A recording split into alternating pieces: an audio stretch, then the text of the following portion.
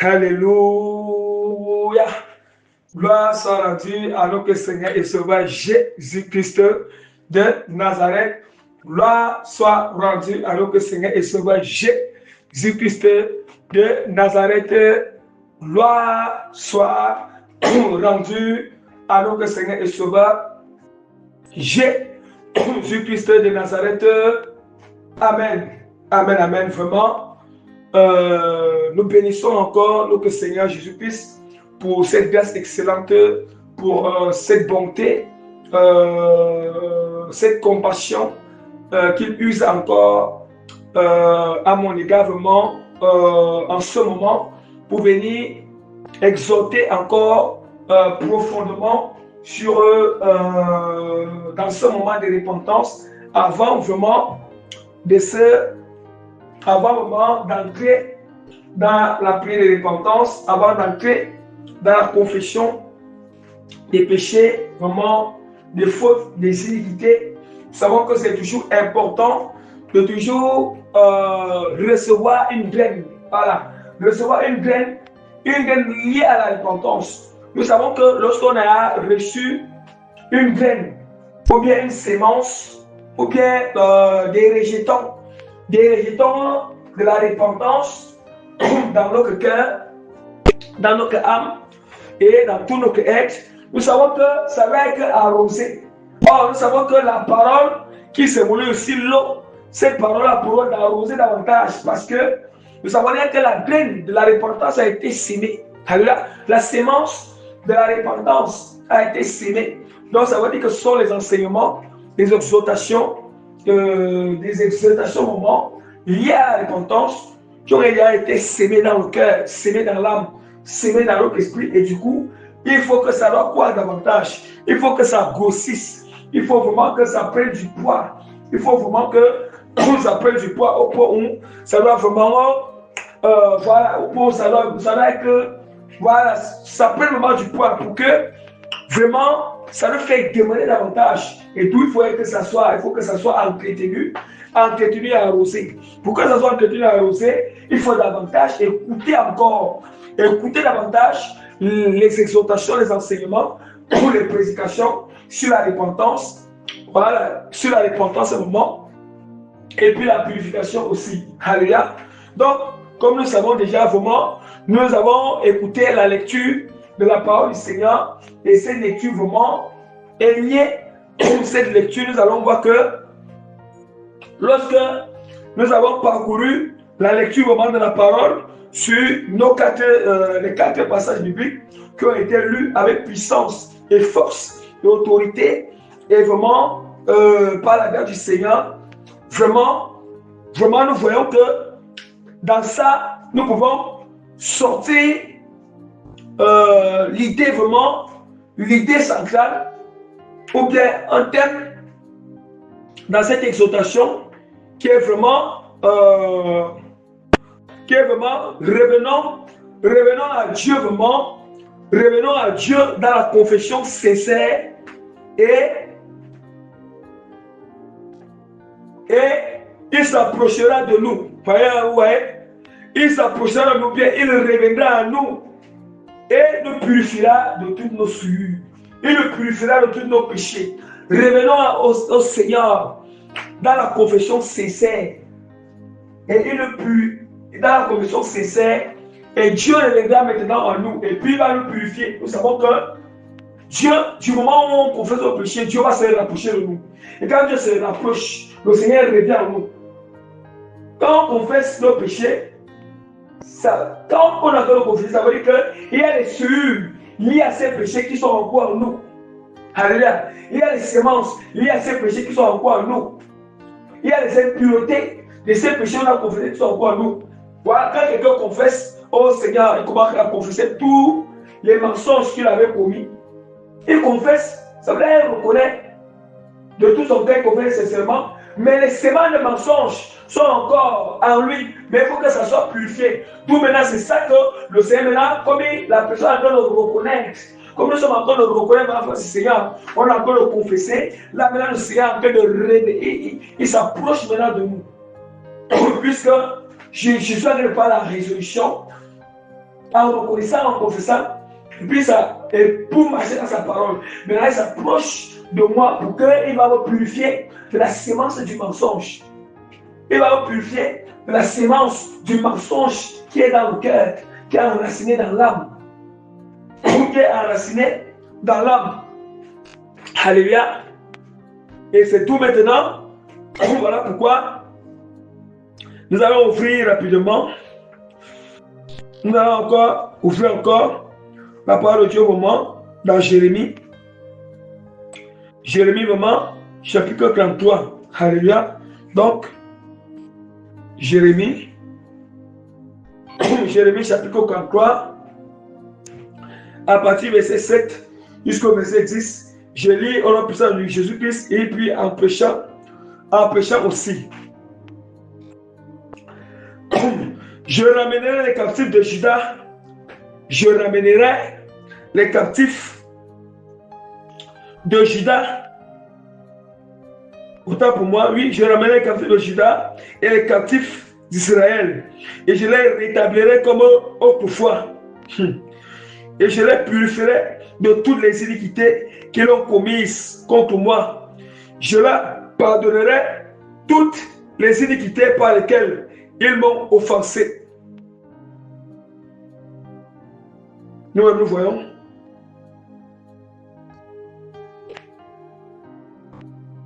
Nous voyons ce que le Seigneur dit. Ça, c'est une promesse que le Seigneur était en train de faire à Israël. Israël et aux Juifs. Ouais, et aux Juifs bien-aimés, parce que le Seigneur les avait livrés, et autant pour moi, il les avait livrés en quelque part du roi babylonien. Parce que quoi, ils avaient désobéi au Seigneur. Ils s'étaient détournés de la parole de Dieu. Dieu les avait livrés au moment du roi babylonien. À Babylone, Dieu les avait livrés. Ils ont fait 70 ans en captivité. 70 ans en captivité parce que le Seigneur les avait prévenus en avance dans la loi de Moïse que si vous désobéissez à mes commandements, si vous ne marchez pas selon mes lois, il dit que la même année que je prends plaisir de vous faire du bien, je prends aussi plaisir de vous faire du mal. Il dit que la même année que vous avez vu comment j'ai fait périr les Égyptiens, je ferai aussi la même chose. Je vous ferai aussi périr comme les Égyptiens. Bien aimé. Comme les Égyptiens. Et puis les Israélites, ils se sont détournés des 100 commandements du Seigneur. Ils se sont détournés de la vie de pureté, de la vie de sainteté. Or, ils étaient une nation que Dieu avait utilisée. Dieu avait choisi.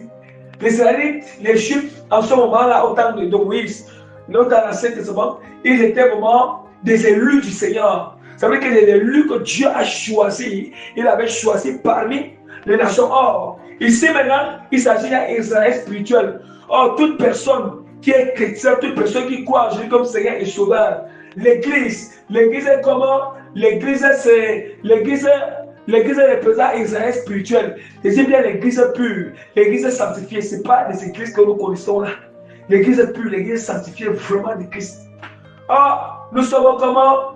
Nous sommes l'Église sanctifiée est comme l'élu du Seigneur, l'élu de Jésus-Christ, que Jésus-Christ aime. Du coup, si nous on se détourne de la parole, on se détourne des 100 commandements du Seigneur, on se détourne des préceptes de Christ, on se détourne de l'œuvre de sanctification, on se détourne vraiment de la vie de consécration. Je vous assure, nous sommes livrés en captivité. Nous sommes livrés. Et du moment où on se répand de nos péchés, regarde, là où le Seigneur il commence à donner une promesse. Là, il donne une promesse quand on s'est repenti. Quand vraiment on s'est repenti sincèrement. Alléluia. On a confessé nos péchés sincèrement. On s'est repenti sincèrement. Oui, je me suis détourné de la fornication. J'ai confessé la fornication et j'ai pris la résolution par laquelle Seigneur de me détourner de la fornication, de me détourner du mensonge, de me détourner de la fraude, la corruption, de me détourner. Alléluia. de la jalousie. J'ai confessé, je l'ai confessé devant le Seigneur, que j'ai commis quelque chose et puis je me détourne de la jalousie, je me détourne de la colère, je me détourne vraiment de la haine, je me détourne de tous les hommes de la chair, tout le péché que nous connaissons. Je me détourne vraiment de l'ivrognerie, l'excès d'état. Alléluia. De l'idolâtrie. Je me détourne de la cupidité, les choses du monde, le vol. Et c'est là maintenant que le Seigneur, regardez ce que Dieu dit. Dieu, le Seigneur, il dit maintenant que je ramènerai les captifs de Juda et les captifs d'Israël et je les rétablirai comme autrefois. Donc le Seigneur dit qu'il va nous ramener. Lorsqu'on se répand sincèrement, on confesse nos péchés sincèrement, on a la résolution de se détourner, de vivre une vie de sanctification, une vie de pureté. Regardez, Dieu nous ramène. Ça veut dire que ramener, ça veut dire qu'il nous ramène là où il nous a livrés, là où il a été livré en captivité, là où il nous ramène où? Ça veut dire que Babylone, ce n'est plus Babylone physique.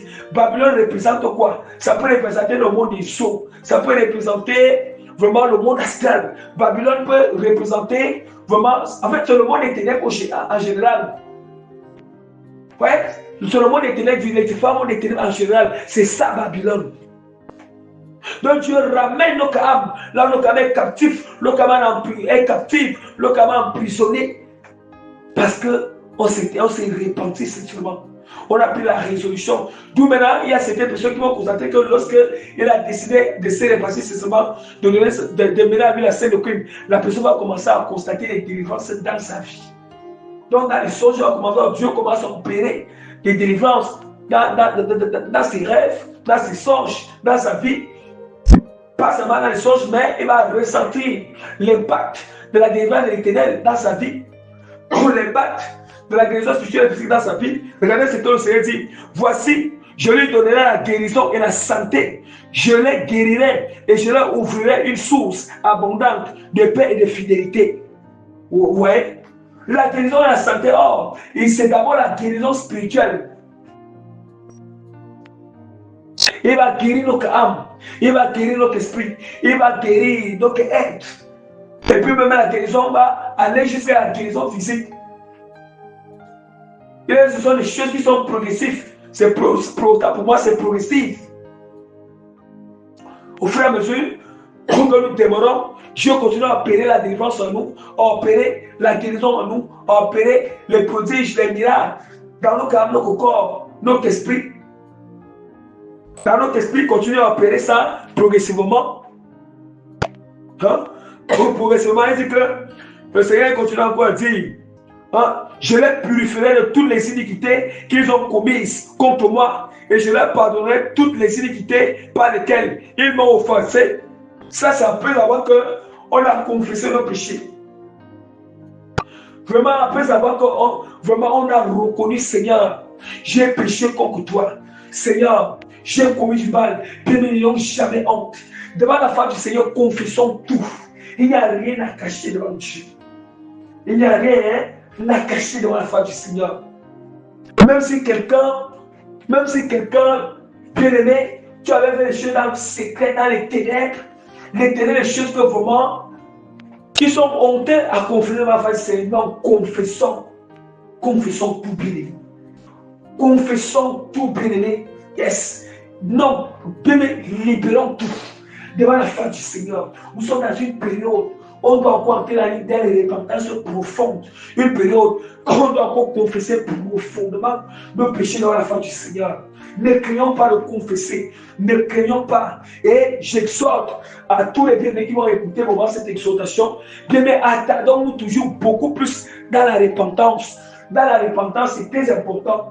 Attardons-nous toujours beaucoup plus dans les prières individuelles de tout un chacun. Bien-aimés, attardez-vous dans la repentance. Dans la repentance, dans la repentance. Moi, je ne comprends pas comment les prières, vraiment, donc, bien aimé, on doit s'humilier, s'attarder dans la repentance. Et on n'en a jamais fini avec la repentance. On doit savoir cela. On n'en a jamais fini avec la repentance. Et on doit toujours demander davantage chaque jour dans la prière. Chaque jour, Pendant que nous sommes en train de repentir, nous nous demandons de repentir, nous devons demander au Seigneur de Dieu de nous révéler encore les péchés qu'on a oubliés, qu'on avait fait, qu'on a oublié pour qu'on se répande. Dieu nous révèle davantage que c'est encore caché à nous comme ténèbres. Dieu nous révèle davantage que si on a encore offensé, et constamment sans savoir, par ignorance, Dieu nous révèle ces choses. Dieu va le faire par les visions, il va le faire par les enseignements, il va le faire par les visions. Quand tu médites la parole, Dieu le fera. Quand on écoute les enseignements, la sœur Okim, Dieu il va nous révéler davantage. Davantage. Il va nous révéler ces choses davantage. Vous voyez, le Seigneur est très clair. Il est très clair. Je les purifierai de toutes les iniquités qu'ils ont commises contre moi. Il leur pardonnerait de toutes les iniquités par lesquelles ils m'ont offensé. Oui. Par lesquelles ils m'ont offensé.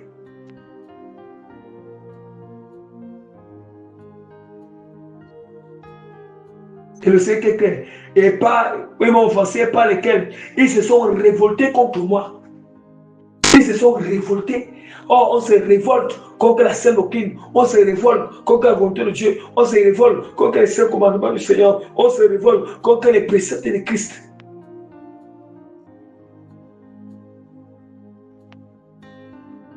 Même si on a été un grand rebelle de la parole. Un grand rebelle. En fait, le Seigneur nous présente même son amour. Revenons à lui de tout notre cœur. Soyons sincères, prenons seulement la résolution de changer. Vous voyez?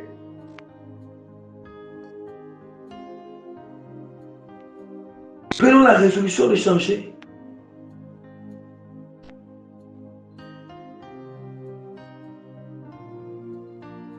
Oui. Prenons vraiment la résolution de changer, de se détourner du mauvais chemin. Et regardons ce que la parole de Dieu nous dit. La parole du Seigneur nous dit vraiment ce que la parole de Dieu vraiment encore nous dit dans Jérémie. Jérémie vraiment chapitre 4. Jérémie chapitre 4 verset 14. Mais la parole de Dieu dit que je vais d'abord au niveau même du chapitre 4 là. Je vais un peu lire la parole de Dieu, Jérémie chapitre 4 là, à partir du verset 1. Le verset 1. Voilà. Jusqu'au verset 2. Il dit, Israël, si tu reviens, et si tu, Israël, si tu reviens à moi, dit l'Éternel, si tu ôtes tes abominations de devant moi, tu ne seras plus errant. Et bien aimé, c'est ça que nous voyons aujourd'hui, comment les chrétiens sont errants partout. La position spirituelle, les chrétiens sont tellement errants partout. Il est là-bas dans telle église, je suis là-bas dans tel groupe de prière, je suis à sortir de tel groupe de prière, je m'en vais dans tel groupe de prière, je suis à sortir, je vais dans tel groupe de prière, je suis dans telle église, je suis dans telle assemblée, je pars là-bas, c'est ça qu'est être errant. Être errant, au lieu de s'asseoir, d'examiner nos abominations, bien-aimés. Nos abominations qui font que, bien-aimés, depuis que nous sommes errants, les gens sont errants partout. Et il n'y a rien, bien-aimé. Parce qu'en réalité, il faut que la personne doit ôter les abominations devant la face de l'Éternel. Or, ôter les abominations devant la face de l'Éternel, c'est de reconnaître, c'est de se repentir. C'est de se repentir. Se repentir et puis arrêter de faire la chose devant la face du Seigneur. Et puis maintenant, Dieu va effacer le péché pour que cette abomination ne soit plus devant la face de l'Éternel. Ne soit plus devant la face de l'Éternel. Le Seigneur est très clair. Israël, si tu reviens, il dit, il précise ça 2 fois. Il dit, Israël, toi il peut dire chrétien, église, si tu reviens à moi, dit l'Éternel, si tu ôtes tes abominations de devant moi, tu ne seras plus errant. Bien-aimé, nous comprenons qu'on ne sera plus errant. Mais nous allons voir aujourd'hui. Les gens ne sont que dans les églises partout pour chercher les bénédictions, pour chercher les bénédictions, la délivrance. En fait, les gens même, les gens ne cherchent plus le Seigneur pour la vérité. Ils ne cherchent plus Dieu parce qu'ils veulent connaître le Seigneur. Ils veulent connaître réellement la vérité. Ils veulent connaître vraiment la pureté du Seigneur. Parce qu'ils veulent entrer au ciel, non.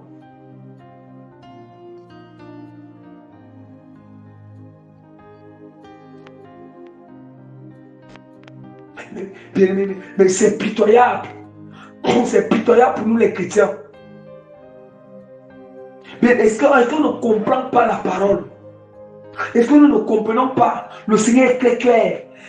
Si tu reviens à moi, dit l'Éternel, si tu ôtes tes abominations devant moi, tu ne seras plus errant. On doit savoir que le secret, la communion avec l'Éternel, le secret, l'intimité pour voir avec Dieu, le secret de consécration, le secret de renforcement, bien aimé, de notre relation avec l'Éternel, c'est la repentance. On doit répandre davantage. Ne cessons pas à demander au Seigneur, à cafouiller dans notre mémoire, à cafouiller, remonter dans les moments, remonter dans le passé, le passé lointain, afin de cafouiller les péchés pour se repentir. Yes, on ne doit pas cesser de chercher qu'est-ce qui est mauvais devant Dieu. Cherchons chaque jour. On doit chercher dans la parole. Qu'est-ce qui ne glorifie pas le Seigneur? Qu'est-ce qui déplaît l'Éternel? Afin qu'on se répande. Est-ce qu'on entend bien-aimé, voilà le secret de guérison spirituelle, le secret de la délivrance, le secret d'ouverture des portes, le secret, voyez, le secret, bien-aimé, des bénédictions, c'est la repentance. C'est détourner du péché. Alléluia. Or, quand Dieu revient en nous, quand Dieu se rapproche de nous, bien Dieu même, c'est lui qui s'appelle bénédiction. C'est lui qui s'appelle délivrance. C'est lui qui s'appelle guérison. C'est lui. Or, ça veut dire que dans la présence du Seigneur, il y a la guérison. Dans la présence, il y a la délivrance. Dans la présence, il y a la bénédiction. Dans la présence, il y a l'ouverture des portes. Dans la présence, il y a le déblocage. Dans la présence du Seigneur, il y a des solutions. Et c'est tout maintenant, le Seigneur dit que pour que cette présence vienne en nous, cette présence s'approche de nous, il faut qu'on ôte les abominations qui sont devant la face de l'Éternel. Or, ces abominations, c'est quoi? C'est toutes les choses qu'on a faites dans le passé qui ne glorifient pas l'Éternel.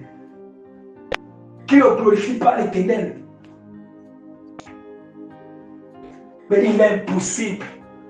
Bien-aimé, il est impossible qu'une personne, il est impossible que des chrétiens, nous venons nous placer, quelqu'un veut se placer dans la face du Seigneur.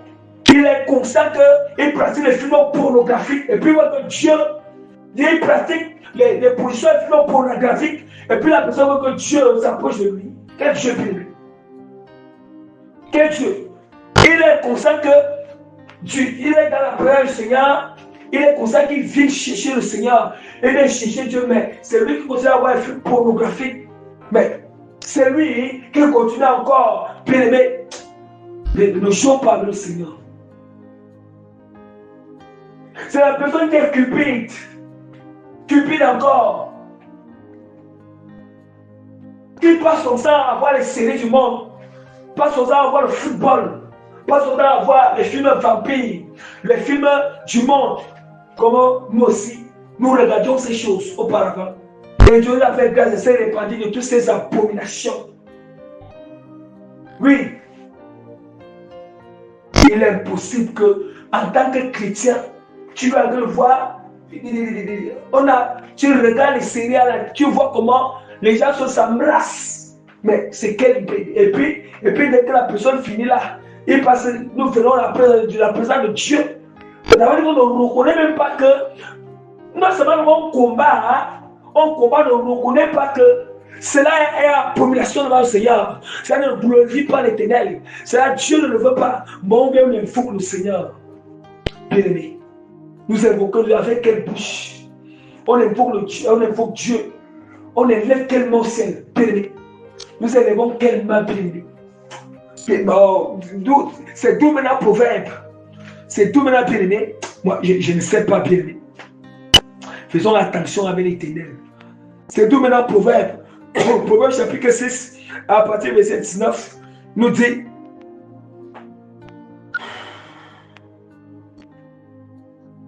Plutôt à partir du verset 16.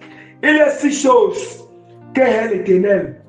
Et même 7 qu'il en a en horreur. Qu'il a en horreur. Les jours hautains. Voyez? Voilà, les jours hautains. Yes. Ça veut dire que les jeux hautains, les jeux qui regardent comment les gens s'embrassent à la télé, ce sont les jeux qui méprisent le Seigneur. Ils sont les mêmes jeux qui vont venir, ce sont les mêmes jeux après qui vont venir regarder, qui vont venir ouvrir la Bible pour lire. On ne va rien comprendre. Ce sont les mêmes choses qui vont venir jeter un coup d'œil dans la Bible. Est-ce que je me suis repenti, bien-aimé? Les jeux autant, ce sont les jeux qui méprisent le Seigneur. Ce sont les jeux qui regardent ce qui ne glorifie pas l'Éternel. Et nous blaguons même. Nous blaguons. La langue menteuse. La langue menteuse. Une langue menteuse. Oui. Une langue qui pêche. Le péché, c'est le mensonge. Le péché, c'est une très grande tromperie. Le péché, c'est un plus que le diable nous trompe. Il nous fait ça. Il nous fait montrer que c'est un plus que. Il nous fait montrer que le diable nous fait voir que le péché va nous apporter du bien. Le péché nous fait plaisir. Le péché essaie de nous apporter certaines solutions, certaines choses. Oh, c'est le mensonge. Une langue de mensonge. On dit que ce que l'Éternel a en horreur, il est. C'est que Dieu est et puis il a en horreur. Est-ce qu'on entend? Est-ce qu'on entend, bien-aimé? Est-ce qu'on entend vraiment ces choses?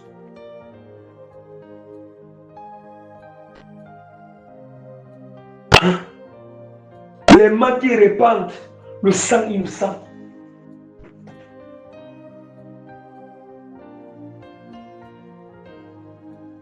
Les mains qui répandent le sang innocent. En fait, un jour, si le Seigneur me ferait, j'expliquerai profondément ce passage. Comme ce n'est pas un enseignement, c'est juste une exhortation. En cas qu'il médite des projets uniques, vous voyez, nous jouons bien aimés. Nous jouons dès le départ, nous jouons, contrôlons notre cœur. Contrôlons les choses dans notre cœur. Contrôlons, gardons notre cœur plus que toute autre chose. Gardons notre cœur plus que toute autre chose. Dieu doit nous préciser les choses qu'on doit garder pures en nous là. Les pieds qui se hâtent de courir au mal. Vous voyez, le faux témoin qui dit les mensonges et celui qui excite les querelles entre frères. Vous voyez? Vous voyez? Ce sont des choses à purifier. Donc voilà. Voilà vraiment le Seigneur vraiment. Et voilà comment la parole de Dieu achève dans Jérémie. Achève vraiment dans Jérémie, chapitre 29. Jérémie, chapitre 29, verset 11 à 14. Oui, lorsqu'on se répand, voici ce que Dieu, le Seigneur dit que car je connais les projets que j'ai forgés sur vous, dit l'Éternel, projet de paix et non de malheur, afin que vous donniez un avenir et de l'espérance. Vous m'invoquerez et vous partirez. Vous m'invoquerez, vous partirez. On partira où? Là où on était en captivité, là où l'ennemi a bloqué, il a bloqué nos vies, il a incarcéré nos vies. Il dit que répandons, quand Dieu nous dit que répandons parce que Dieu, il connaît les projets qu'il a pour nous pour l'avenir. Il connaît pourquoi il nous a envoyés sur la terre. Il connaît la mission qu'il a réalisée tout un chacun. Voilà quand il dit répandons-nous, répandez-vous, répandez-vous. Dieu demande à abandonner des choses, on ne comprend pas. Oh, lui, il a un projet meilleur. Nous ne comprenons pas Dieu comment. car je connais le projet que j'ai forgé sur vous, dit l'Éternel, projet de paix et non de malheur, afin de vous donner un avenir et l'espérance. Vous m'invoquerez, vous partirez. Vous me prierez et je vous exaucerai. Frère, regarde maintenant, quand je me suis allé partir, je prie l'Éternel, je l'invoquerai, il va m'écouter. Et puis, je le prierai, il va m'exaucer. Parce que là, j'ai la repentance, je suis dans la purification, je suis dans la pureté, je suis dans la vie de sanctification. Hein? Vous me chercherez et vous me trouverez. Est-ce qu'on entend?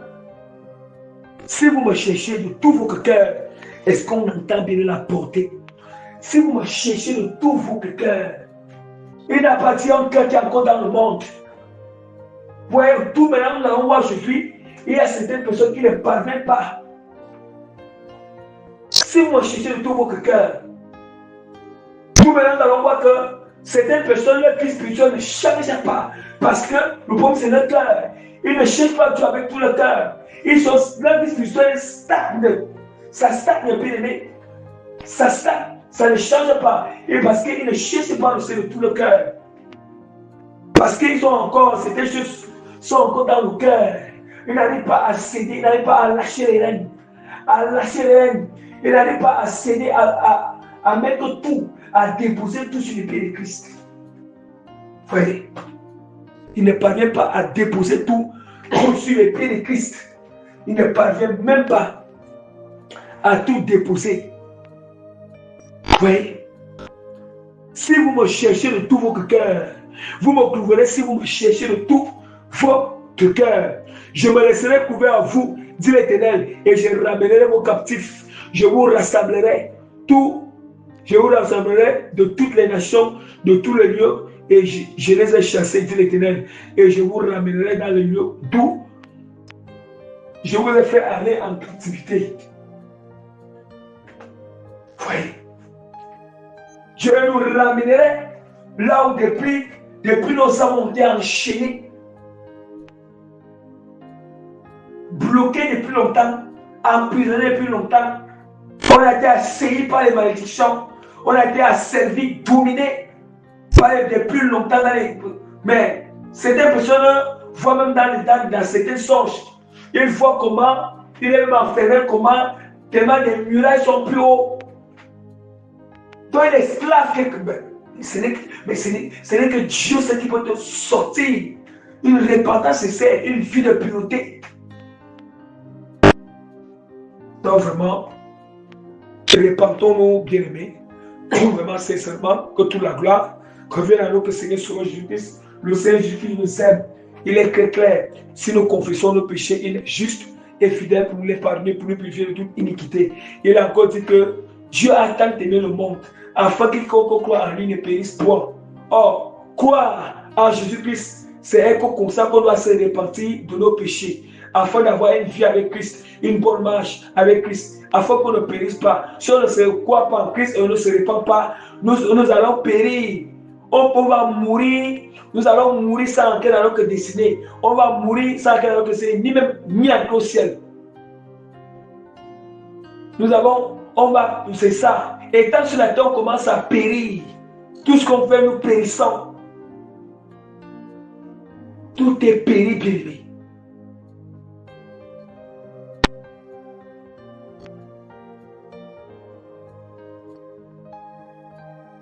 Que toute la gloire revienne à nous, que c'est le Seigneur qui nous aime.